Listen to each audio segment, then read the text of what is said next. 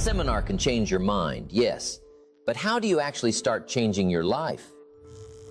We include action guides that show you how to do just that. The action guide for this video is linked in the description. You can find the other action guides, along with other free resources, at jimrohnfans.com. Thank you for your support. I've always believed that if a person can understand the structure of motivation, life starts to open in remarkable ways. Not because motivation suddenly becomes easier, but because it becomes clearer. And clarity is often the missing ingredient. People talk about motivation as if it's some mysterious force that drops out of the sky and lands on the lucky. But it isn't magic. It's layered, predictable, even measurable if you pay close attention to your own behavior.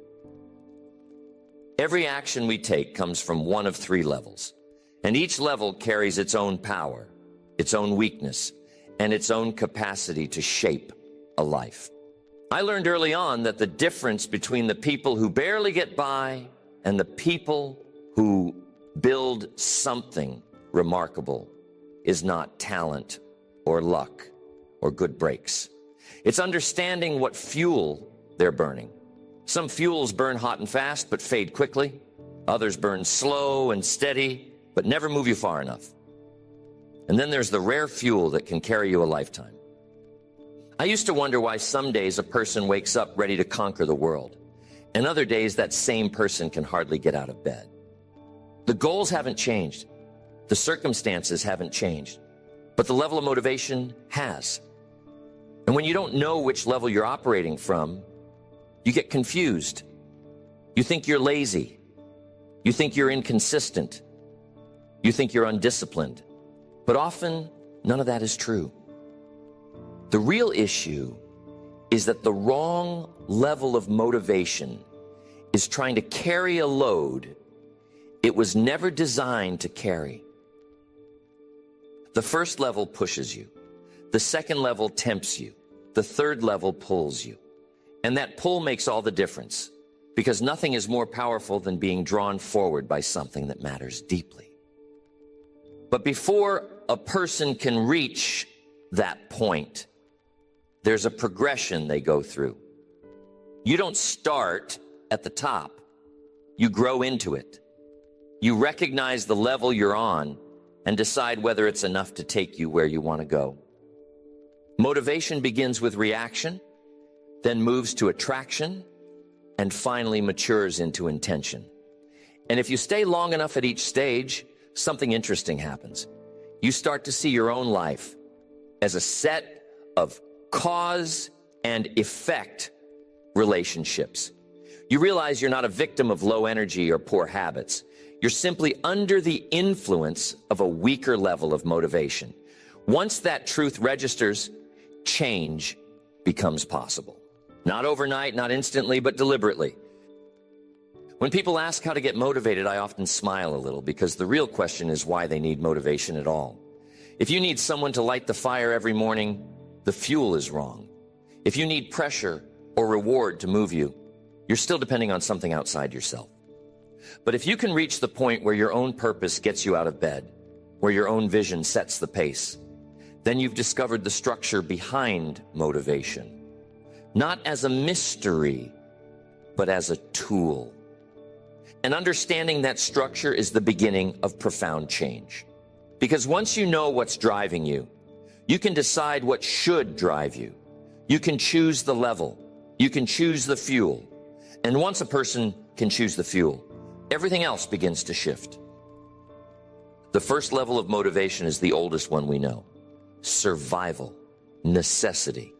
That moment when life backs you into a corner and says, move or pay the price.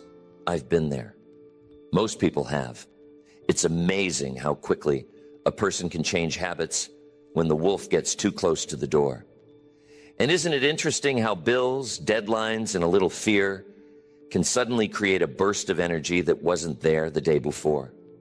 Now, survival motivation has a certain honesty to it. It strips away the excuses. When the rent is due, a person doesn't need a long lecture on personal development. When the refrigerator is empty, Nobody asks for a vision board. You simply act. You act because not acting is worse. And there's something powerful in that. It can get you started when nothing else will. I remember seasons in my early life when I had plenty of hopes, but not much discipline. Plenty of wishes, but not enough habits. And then a notice in the mail would arrive, or an obligation would come due. And suddenly, I discovered a work ethic I didn't even know I had. That's survival motivation. It wakes you up. It sharpens the senses. It puts you in motion. But here's the challenge. When a person depends on survival to get things done, they begin to live from crisis to crisis. They wait for the pressure. They wait for the fear. They wait for the trouble. And while they wait, life slowly slips by. Because survival is not a builder of dreams. It's only a defender of the minimum. For those who want to study this lesson in a focused environment, there is a link to the deep dive version in the description. There you will find a deeper, distraction-free video and a written action guide built from the same ideas. You can also watch with your screen off if you prefer to listen. Survival will get you out of bed, but it won't help you climb very far. It pushes, yes, but it pushes only as long as the danger is close. Once the pressure eases, the old patterns return.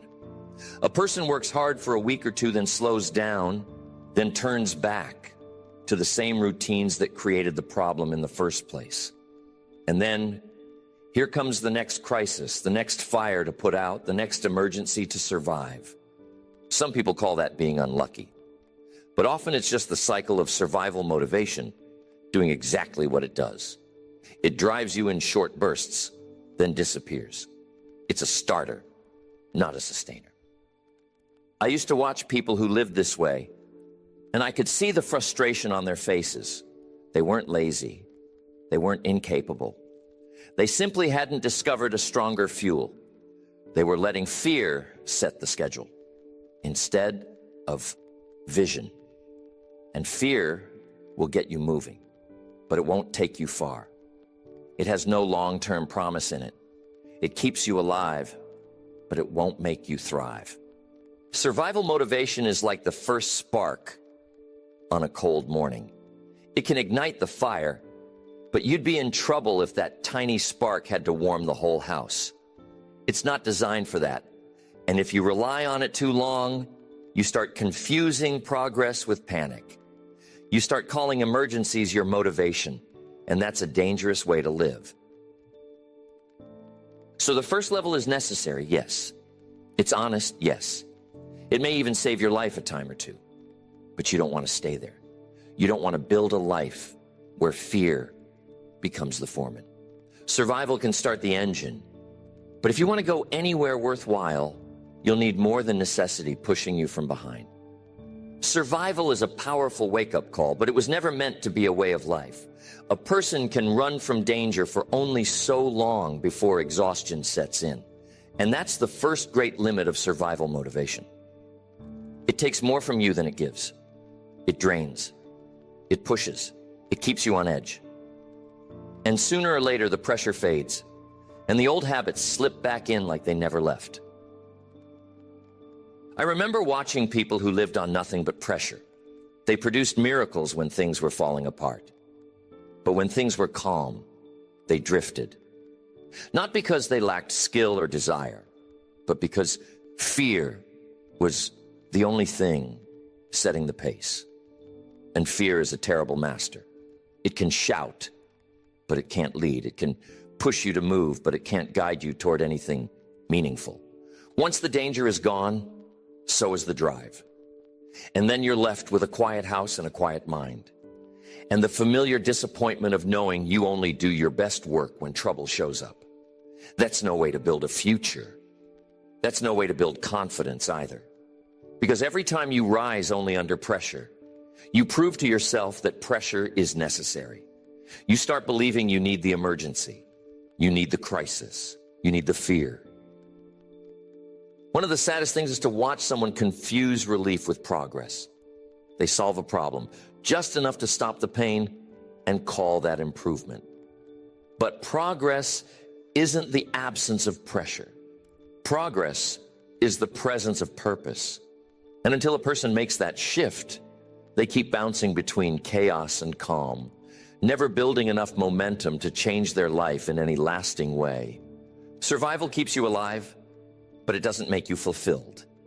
It doesn't create pride. It doesn't create joy. It doesn't create freedom. It simply keeps you from sinking. And if all you ever do is avoid sinking, you never learn the pleasure of sailing. You never discover what your life could become when you start building instead of just reacting. I've told many audiences over the years that pressure is a poor substitute for vision. Vision gives direction. Pressure only gives urgency.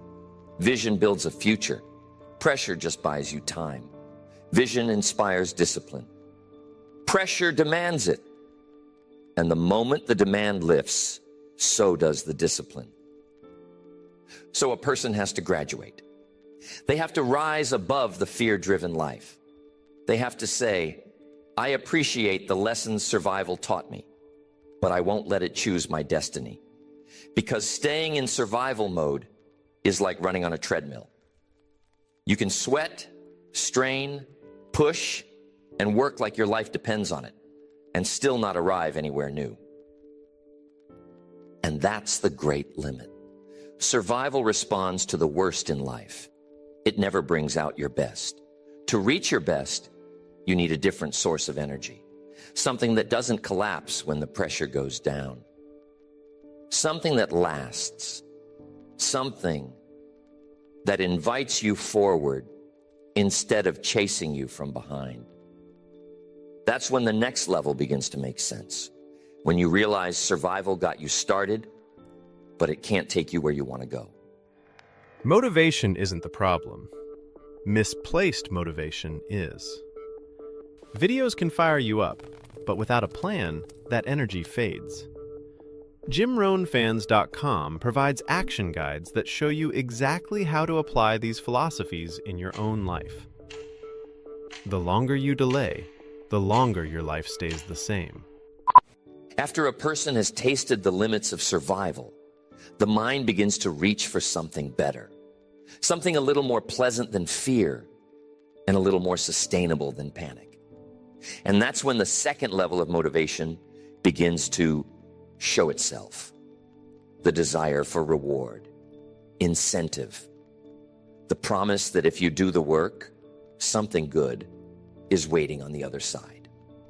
Now, this is a different kind of energy. Survival pushes from behind, but incentive pulls from the front. You see the reward, and suddenly you straighten your shoulders. You take a deeper breath. You say to yourself, maybe I could have a little more than just getting by. And the moment that thought takes root, a new world opens up. I remember the first time I caught a glimpse of a better lifestyle. The idea that work could lead not just to paying bills, but to choices, to comfort, to possibility. And that picture began to draw me forward in a way survival never had.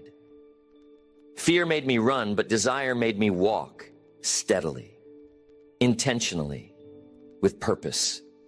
Incentive motivation introduces you to the idea that life can expand, that effort can be exchanged for something tangible, money, recognition, opportunity, even simple comforts.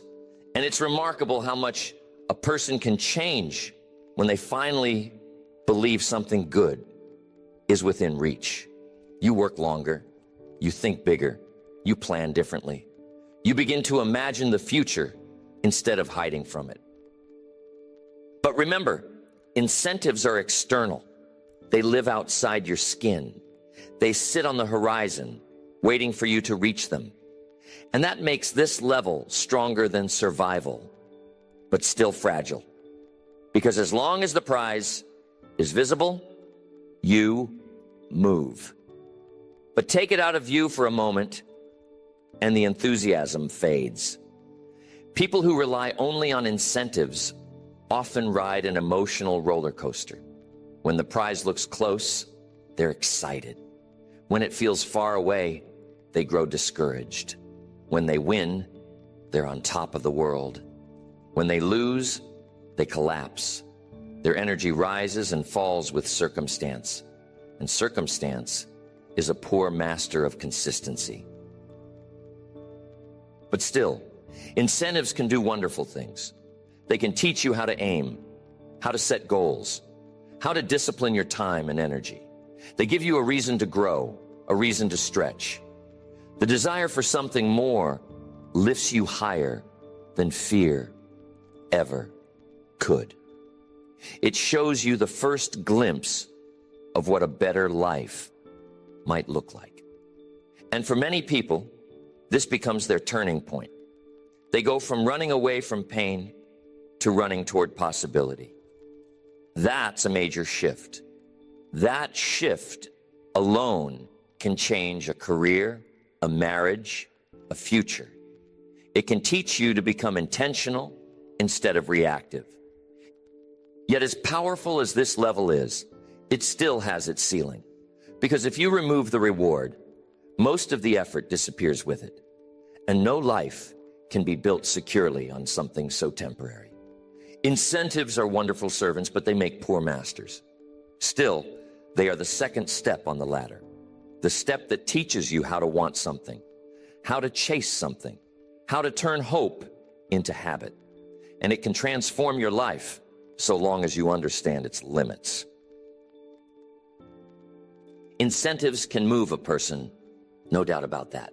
A bonus, a raise, a trophy, a handshake, a little applause. These things can light a spark. But here's the trap. When the spark becomes the source of all your fire, you're in trouble. Because external rewards are like the weather. They change. They shift. They come and go. And if your motivation depends on them, your motivation will come and go right along with them. I've watched people work like champions when the prize was shining, then lose every ounce of drive the moment the reward was postponed or reduced. Not because they weren't capable, but because the prize had become their only fuel. They needed the applause to keep going.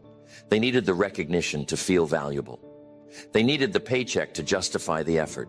And when the reward slowed down, so did their ambition. There's a certain emptiness in that. A person begins to realize that their emotional life is owned by circumstances. If the world offers a prize, they rise. If the world is silent, they sink. And that's a fragile foundation for a strong life, because the world is not obligated to cheer. Rewards don't always arrive on schedule. Recognition is often delayed. And sometimes the seeds you plant this season won't bloom until some distant future you can't yet imagine. External rewards are wonderful. They can inspire, affirm, encourage. They can help you stretch beyond your comfort zone. But they were never meant to be the whole engine. If you let them become your master, they begin to choose your behavior for you. You move only when the prize is visible. You slow down when the prize looks far away. And you stop altogether when the prize disappears. I remember meeting people who believed they lacked discipline, but the truth was simpler. Their motivation was entirely outside themselves. They were waiting for something out there to light the fire in here. And that's backward. Life works best when the fire starts inside and expresses itself outside. The danger of relying on rewards is that you underestimate your true capacity. You convince yourself you can only operate under perfect conditions. You forget that you possess creativity, strength, purpose, determination, qualities that never came from the outside in the first place. Qualities that remain even when the world offers no reward at all. Think of the farmer who plants in spring. There's no guarantee of perfect weather, no guarantee of a rich harvest, no guarantee of anything except the value of the work itself. But he still plants. He still waters. He still tends the soil. He doesn't wait for applause. He knows that effort must come before reward. And sometimes effort must come even when reward hides behind the horizon. That's the mindset that frees a person from the trap. When you reach the point where you no longer need a prize to perform, you become dangerous in the best possible way. You become consistent, steady, reliable. You begin to act not because someone is watching or paying or praising, but because you've decided the action itself is part of the person you intend to become. For those who want to study this lesson in a focused environment, there is a link to the deep dive version in the description. There you will find a deeper, distraction-free video and a written action guide built from the same ideas. You can also watch with your screen off if you prefer to listen. And that's when a new kind of motivation begins to emerge. One that doesn't fade when circumstances change. Because it doesn't come from circumstances at all. There comes a moment in a person's life when rewards lose a little of their shine. Not because they aren't pleasant. They are. Not because they don't matter. They do. But because something inside begins to hunger for more than comfort, more than applause, more than the next incentive. That's when the highest level of motivation starts to whisper. Purpose, meaning. The quiet voice that says, you were built for something beyond survival and beyond reward. Purpose motivation is different from anything that comes before it. Survival pushes from behind. Incentive pulls from the front. But purpose rises from within. It doesn't chase you, and it doesn't tempt you. It calls you. And when a calling takes hold of a person, the whole atmosphere of their life begins to change. I remember learning that the greatest work a person ever does isn't driven by fear or by prizes, but by meaning, by the conviction that their efforts matter, that their contribution matters, that their life is tied to something bigger than this month's bills or this year's achievements. Once that idea settles into the heart, discipline becomes easier. Consistency becomes natural. You no longer have to be pushed or paid. You're pulled by a vision of the person you could become and the difference you could make. Purpose is powerful because it doesn't depend on the weather. It doesn't rise and fall with circumstance. If the day is long, purpose stays steady. If rewards are delayed, purpose stays strong. If life gets complicated, and it will, purpose steadies the hand and keeps the mind clear. It reminds you why you started.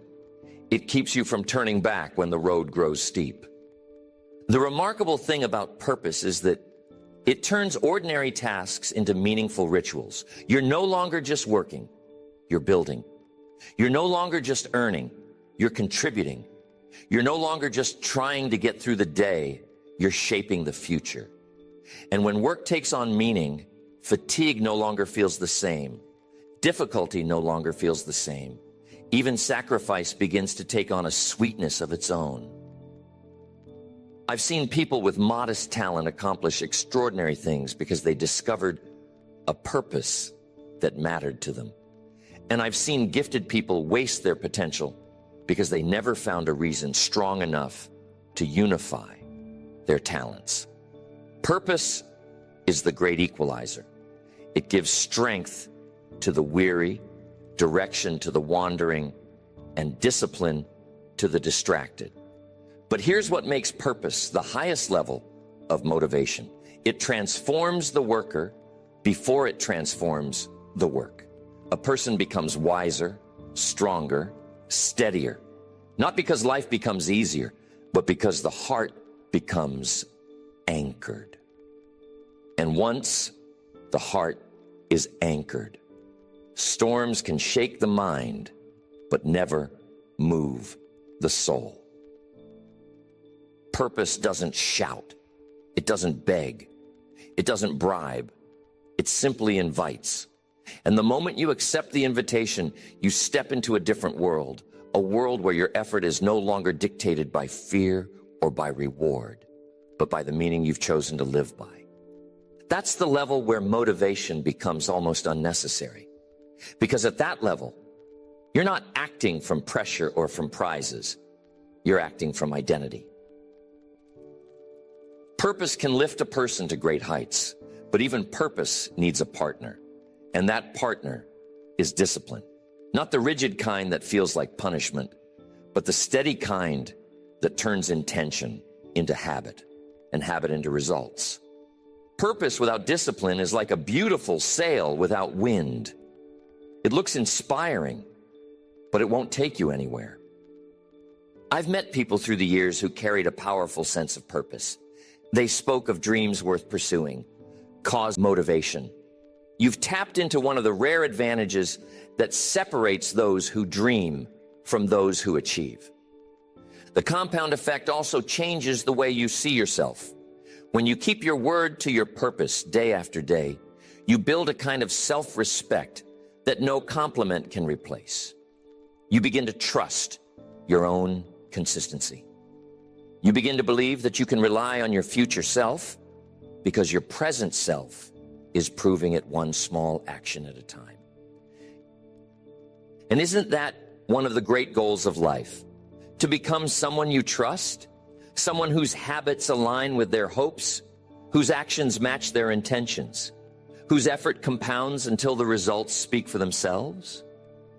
That's what happens when purpose meets consistency and consistency meets time. You begin to experience the extraordinary power of ordinary days multiplied. There comes a point on this journey where you no longer think much about motivation at all. Not because you've lost it, but because you've outgrown the need for it.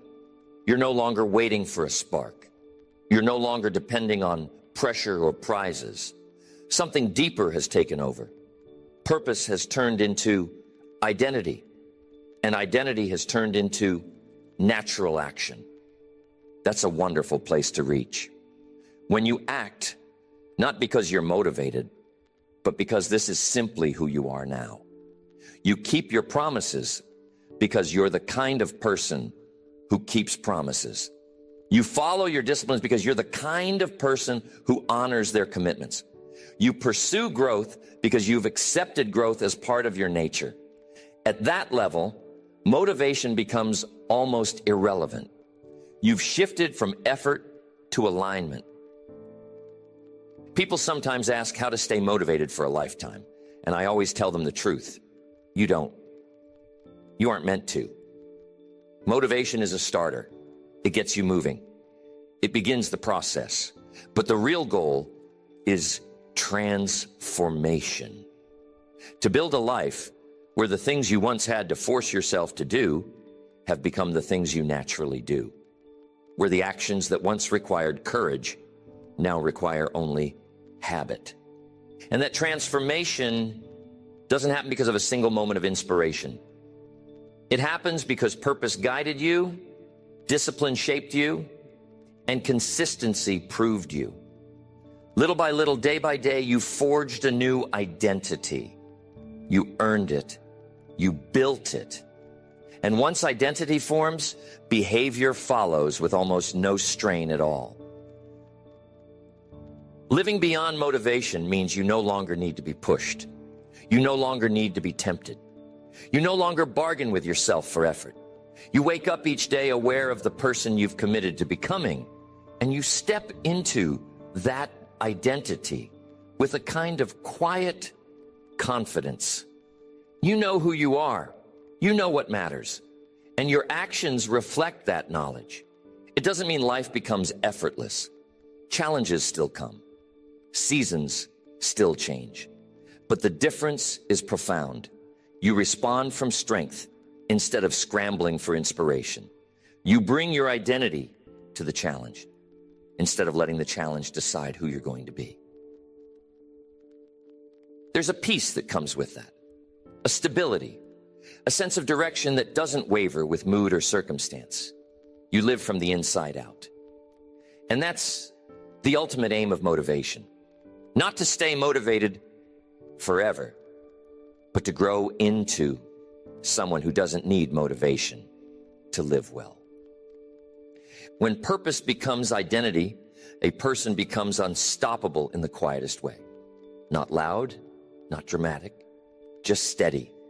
Steady in habit, steady in character, steady in the pursuit of a meaningful life. That steadiness becomes its own reward. And one day you look around and realize you're living the kind of life that once seemed far away. Not because you chased motivation, but because you built a self that no longer depended on it. That's the triumph. That's the transformation. When who you've decided to be takes over, and the life you've always wanted becomes the life you naturally live.